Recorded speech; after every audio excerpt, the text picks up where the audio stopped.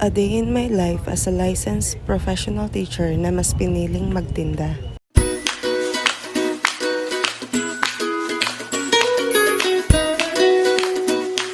Sa araw na ito ay kukuha kami ng supply ng feeds. But before that ay dinaanan muna namin ang pick-up na aming ipinapagawa.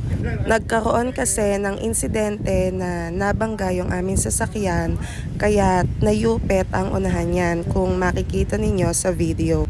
Fast forward, bago ulit kami pumunta sa bilihan ng feeds, naisipan muna naming magkape. Hindi na mawawala sa aming dalawa yan dahil yan ay yung aming bonding moment na kung saan kami ay nag-uusap, nagkukwentuhan about sa mga plano at gagawin namin. Kumbaga, yan na lang din ang aming pampalubag loob sa kabila ng aming mga pagpapakapagod. Hindi naman pwede na puro na lamang tayo pagpapakapagod.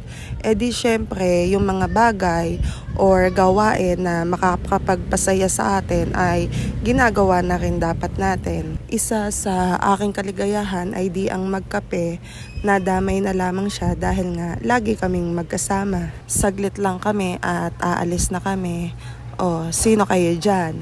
Sino magsasabi na yan ay namamalagi sa kabundukan, di ba?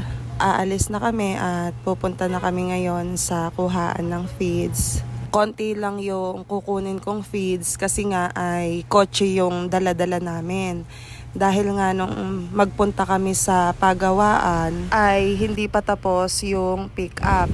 Kaya't ito ay babalikan namin mamayang 5 or 6 p.m. So ayan, tingnan nyo naman ang sitwasyon ng aking muka. Haggard na. Diba? Grabe yung mga pagpapakapagod namin na pag umuwi yung asawa ko, 3 araw lang yung ipag-i-stay niya sa amin. Pero kaliwat kanan yung dapat naming lakarin. After nito ay bibili rin kami dyan ng stock ng mantika at kanton. Isa lamang ito sa mga napakarami naming mga gawain. At dahil nga masama ang aking pakiramdam, pero kinakailangan pa rin kumayod, ayan, bili muna tayo ng mga prutas. Lalo kasing nakakasama ng pakiramdam kapag merong may utang sa'yo tapos wala nang planong magbayad.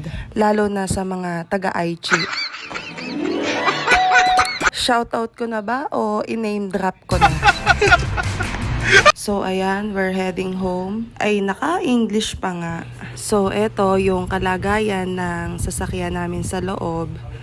Ayan, ay napakagulo namang sadya. Fast forward na nga uli, eto nakauwi na kami at ibinababa na nila ang aming pinamili. Tinulungan na nga ng aking napakasipag na anak ang kanyang ama sa pagbababa ng aming mga pinamili. Nakakatuwa naman dahil natututo na sila. Fast forward at nung hapon nga ay by 5 p.m.